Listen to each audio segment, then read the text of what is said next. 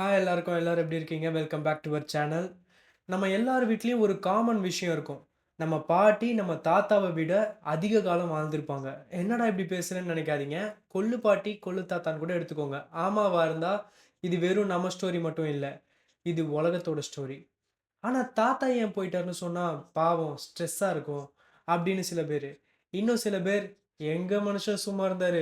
Smoke, drinks இப்படிலாம் இருந்தா எப்படி இருக்க முடியும்? அப்படின்னு சொல்லுவாங்க. ஆனா லாஜிக்கலா பார்த்தா, காட்டுல வாழ்ற சிங்கம், கடல்ல வாழ்ற திமிங்கலம், காட்டுல இருக்க எலிஃபேண்ட் இதுல எல்லாம் கூட தாத்தா சீக்கிரமா போய் சேர்ந்துடுறாங்க. ஐ மீன் மேல விட ஃபீமேல் ரொம்ப காலம் வாழ்றாங்க. சிங்கத்துக்கு என்ன ஸ்ட்ரெஸ் இருக்கும், எலிஃபேன்ட்க்கு என்ன ஆஃபீஸ் பிரஷர் இருக்கும். ஆனா, நேச்சர் ஏதோ ஒரு லாஜிக்க வச்சு ஃபீமேல்ஸ சேஃபா புரொடெக்ட் பண்ணுது. நேச்சர் நம்ம வீட்ல இருக்க அம்மாவுக்கு இந்த ஜெனடிக்கல் பவர் குடுத்ததுக்கு காரணம் என்ன? அதுக்கான லாஜிக் என்ன அப்படின்றதையும், முக்கியமா இந்த ஜெனடிக்கல் பவர ஏன் ஜென்ஸ் மிஸ் பண்றாங்க அப்படின்றத டீட்டெயில்டா இந்த வீடியோல தெரிஞ்சுக்க போறோம். ஸோ வாங்க வீடியோக்குள்ள போலாம். இது ரொம்ப சிம்பிளான கேள்விதான். ஆனா இதுக்கு பின்னாடி இருக்க பதில் ரொம்ப காம்ப்ளெக்ஸ். ஆல்மோஸ்ட் எல்லா கண்ட்ரிலயும், எல்லா கல்ச்சர்லயும், எல்லா ரிலிஜியன்லயும் பெண்கள் ஆண்கள விட நீளமா வாழ்றாங்க. இது நம்ம ஊர்ல மட்டும் இல்ல. ஜப்பானோட ஒகினவான் ஐலாண்ட்ல இருந்தாலும் சரி, இந்தியாவோட இன்டீரியர் வில்லேஜ்ல இருந்தாலும் சரி, பேட்டர்ன் ஒண்ணுதான். World Health Organization and 2025 United நேஷன்ஸோட டேட்டா என்ன சொல்லுதுன்னா, உமன் ஆன் ஆவரேஜ் மென்ன விட 5 to 8 இயர்ஸ் அதிகமா வாழ்றாங்க. இது மாடல் ஹெல்த் கேர்னால வந்த சேஞ்ச் இல்ல. வார் வந்தாலும் இந்த கேப் மாறல. பஞ்சம் வந்தாலும் மாறல. மெடிசின் இம்ப்ரூவ் ஆனாலும் இந்த கேப் குறையிற மாரி தெரியல. ஸோ சயின்டிஸ்ட் யோசிச்சாங்க. இது லைஃப் ஸ்டைல்னால இல்ல. இதுல ஒரு கோட் இருக்கு. அத டீகோட் பண்ண ஆரம்பிச்சாங்க. இப்ப நம்ம ஸ்பீசிஸோட ஹைட் அண்ட் டேட்டாக்குள்ள போலாம். நெறைய பேர் நெனச்சாங்க, ஆண்கள் முன்னாடியே செத்து போறதுக்கு காரணம் smoking, drinking and risk taking ஹேபிட்ஸ்ன்னு. ஆனா சயின்ஸ் என்ன சொல்லுது தெரியுமா? இது ஹேபிட்ஸ்னால இல்ல. இது பேசிக் டிசைனே அப்படிதான். ஆமாங்க. 2025ல சயின்டிஸ்ட் ஒரு மேசிவ் ரிசர்ச் ரன் பண்ணாங்க.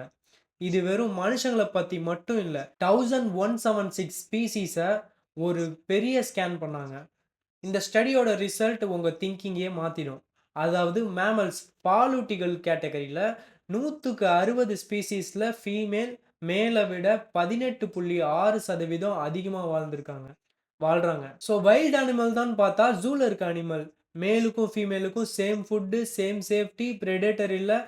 ஆனாலும் ரிசல்ட் ஃபீமேல் தான் அதிக நாள் வாழ்றாங்க. சரி மேமல்ஸ்ல ஃபீமேல் வின் பண்ணிட்டாங்க. ஆனா பேர்ட்ஸ்ல மேல் தான் அதிக நாள் வாழுது. சயின்டிஸ்ட் யோசிக்கிறது. ஆனா ஏன்? மேமல்ஸ் அண்ட் பேர்ட்ஸ்ல லாஜிக்ல என்ன டிஃபரன்ஸ் இருக்கு? அங்க தான் நம்ம பாடியோட ரூல் புக் மாட்டுது.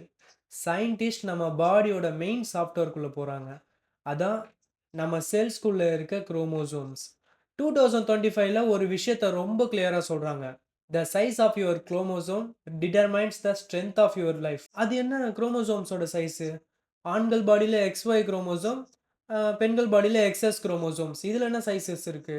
இதுல சயின்டிஸ்ட் சைஸ்ன்னு சொல்றது ஜீன்ஸ தான். ஆமாங்க, X குரோமோசோம்ல சுமார் 900ல இருந்து 1000 ஜீன்ஸ் இருக்காம். இதுவே Y குரோமோசோம்ஸ் கவனிச்சு பார்த்தா, அதுல வெறும் 50ல இருந்து 70 வரைக்கும் தான் ஜீன்ஸ் இருக்கு. அப்போ Yய விட X சைஸ்ல 12 மடங்கு பெருசா இருக்கு. பெண்கள் கிட்ட டபுள் எக்ஸ் குரோமோசோம் இருக்கு. 2 பெரிய எக்ஸ் குரோமோசோம். இது எப்படி ஒர்க் ஆகுதுன்னு ஒரு எக்ஸாம்பிள்ல பார்க்கலாம். 2 கார் ஹைவேல டிராவல் ஆயிட்டு இருக்கு. ஒரு மேல் கார், ஒரு ஃபீமேல் கார். 2 கார்லயும் லெஃப்ட் டயர் பஞ்சர் ஆகுது ஃப்ரண்ட்ல. ஃபீமேல் கார்ட்ட ஒரு கரெக்ட்டான பிரஷர்ல ஸ்பேர் இருக்கு. ஆனா மேல் கார்ட்ட ஒரு ஸ்பேர் இருக்கு. ஆனா காத்து கம்மியா இருக்கு. அப்போ ஃபீமேல் கார் எந்த பிரச்சனையும் இல்லாம போக ஆரம்பிச்சிடும் பழைய மாரி. ஆனா மேல் கார் ரொம்ப கஷ்டப்பட்டு தான் மூவ் ஆகும். அதே மாரி தான் நம்ம டிஎன்ஏக்குள்ள ஒரு ஒரு செகண்டும் மில்லியன்ஸ் ஆஃப் மியூட்டேஷன் நடக்கும். ஏஜிங், பொல்யூஷன் அண்ட் ஸ்ட்ரெஸ்னால டிஎன்ஏ டேமேஜ் ஆகும். ஃபீமேல் பாடியில எக்ஸ் குரோமோசோம் டேமேஜ் ஆனா, அந்த செல்ஸ் உடனே அந்த டேமேஜ இக்னோர் பண்ணி, இன்னொரு ஹெல்த்தி எக்ஸ் குரோமோசோம்ல இருக்க இன்ஸ்ட்ரக்ஷன ஃபாலோ பண்ண ஆரம்பிச்சிடும். இதுதான் ஜெனடிக் பேக்கப் சிஸ்டம். ஆனா ஆண்களுக்கு பேக்கப் ரொம்ப வீக்கு. ஒய் குரோமோசோம்ல ஜீன் கம்மின்னு சொன்னோம்ல. ஸோ எக்ஸ் குரோமோசோம்ல ஏதாவது எரர் வந்தா அத ரிப்பேர் பண்ண பேக்கப் டெம்ப்ளேட் கிடைக்காது. இந்த சிம்பிள் ஃபெயிலியர் தான் ஆண்கள்ட்ட infection, heart problem and ageing எரர்ஸ ஸ்பீடிங் பண்ணிடுது. இன்னும் ஒரு ஷாக்கிங்கான விஷயம் என்னன்னா, Y குரோமோசோம்ஸ் எப்பயுமே அன்ப்ரொடெக்டட். X குரோமோசோம் 2 ஒண்ணா இருக்கும்போது அவசர காலத்துல இன்ஃபர்மேஷன எக்ஸ்சேஞ்ச் பண்ணிக்கும். இத ரீகாம்பினேஷன்னு சொல்லுவோம். ஆனா Y குரோமோசோம்க்கு எக்ஸ்சேஞ்ச் பண்ண பார்ட்னர் இல்ல. அதனால ஜெனரேஷன் தாண்டி போகும்போது Y குரோமோசோம்ல மியூட்டேஷன் அதிகமாக ஸ்டோர் ஆயிட்டே போகும். சயின்ஸ்ல இத அன்கார்டட் ஹைப்போதீசிஸ்ன்னு சொல்லுவாங்க. ஆண்களோட எக்ஸ் குரோமோசோம் எப்பயுமே எக்ஸ்போஸ்டா இருக்கு. ஷீல்டு இல்ல, பேக்கப் இல்ல, புரொடெக்ஷன் இல்ல. நேச்சர் ஆண்கள எப்பயுமே டிஸ்போசபிள் டிசைனா பண்ணி வச்சிருக்கு. நேச்சர் எப்பயுமே ஒரு ஃபேர் ட்ரேட் பண்ணாது.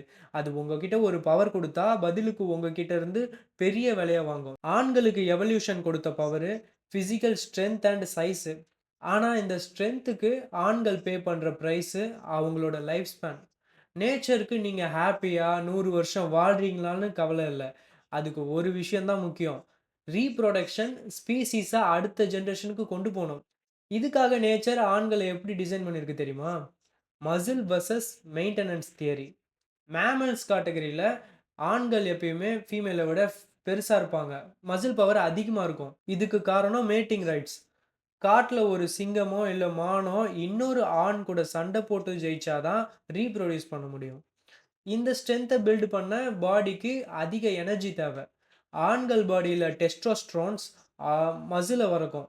ஆனா, அதே நேரத்தில அது பாடியோட இன்டர்னல் ரிப்பேர் மெக்கானிசம ஸ்லோ பண்ணிடும். பாடி யோசிக்கும். இப்ப நம்ம மசில ரிப்பேர் பண்ணலாமா? இல்ல செல்ஸ ரிப்பேர் பண்ணலாமா? நேச்சர் நம்ம பாடிய மசில்க்கு வோட் பண்ற மாரி மாத்திடுச்சு. அதனால செல்ஸ் ரிப்பேர் ஆகாம போயிடும். சயன்ஸ்ல இத டிஸ்போசபிள் சோமா தியரி அப்படின்னு சொல்லுவாங்க. நேச்சர் ஆண்கள எப்பயுமே ஒரு டிஸ்போசபிள் டிசைனா தான் பாக்குது. ஆண்கள் பாடிய எப்பயுமே ஹை ரிஸ்க் ஸ்ட்ராட்டஜில தான் வொர்க் ஆகுது. ஃபைட் பண்ணுங்க, ரீப்ரொடியூஸ் பண்ணுங்க அண்ட் அப்புறம் எக்ஸிட் ஆயிடுங்க. இதுதான் எவல்யூஷன் அவங்களுக்கு எழுதின ரூல் புக். ஆனா ஃபீமேல்ஸ்க்கு லாஜிக் வேற. ஒரு பேபிய 9 மந்த் சுமக்கணும், அத ஃபீட் பண்ணணும், சைல்ட சர்வைவ் பண்ற லெவலுக்கு கொண்டு வரணும். இதுக்கெல்லாம் ஸ்ட்ரென்த்த விட என்ட்யூரன்ஸ் தான் ரொம்ப முக்கியமா தெரியும். அதனால ஃபீமேல் பாடி எனர்ஜிய மசில்ல வேஸ்ட் பண்ணாம இம்யூன் சிஸ்டம்லயும், செல்லுலார் ரிப்பேர்லயும் இன்வெஸ்ட் பண்ணுது. ஆனா, அந்த தியரி படி நேச்சரோட லாஜிக் ஒரு பெண்கள் ரீப்ரொடியூஸ் பண்ற வரைக்கும் அவங்களோட நீட் இருக்கும். அவங்க அந்த குழந்தைய வளர்க்குற வரைக்கும், அந்த அடுத்த ஜெனரேஷனுக்கு குடுக்குற வரைக்கும் அவங்க நீட் இருக்கும். ஆனா மேமன்ஸ்ல எஸ்பெஷலி ஹியூமன்ஸ்ல மெனோபாஸ்க்கு அப்புறம் பெண்கள் பல டிகேட்ஸ்க்கு அப்புறம் வாழ்றாங்க. இதுக்கும் ஒரு தியரி இருக்கு. தி கிராண்ட் மதர் ஹைப்போதீசிஸ். ஏன்னா, கிராண்ட் மதர் வாழ்றது அந்த என்டையர் ஸ்பீஷீஸோட சர்வைவல்க்கே ரொம்ப முக்கியமாம். ஸ்டடி என்ன சொல்லுதுன்னா, ஒரு வீட்ல பாட்டி இருந்தா, அந்த வீட்ல இருக்க குழந்தைங்களோட சர்வைவல் சான்ஸ் 40% அதிகமா இருக்காம்.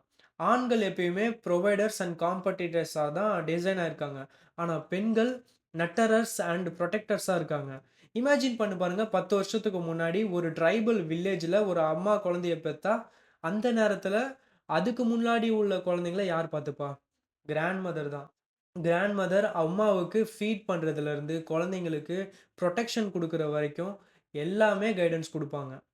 இந்த எக்ஸ்ட்ரா கேர்னால ஹியூமன் ரேஸ் இன்னும் ஸ்ட்ராங்கா வளர ஆரம்பிச்சது. இது மனுஷங்களுக்கு மட்டும் இல்ல, கில்லர் வேல்ஸ், அப்புறம் எலிஃபேண்ட்ல இது ரொம்ப கிளியரா தெரியும்.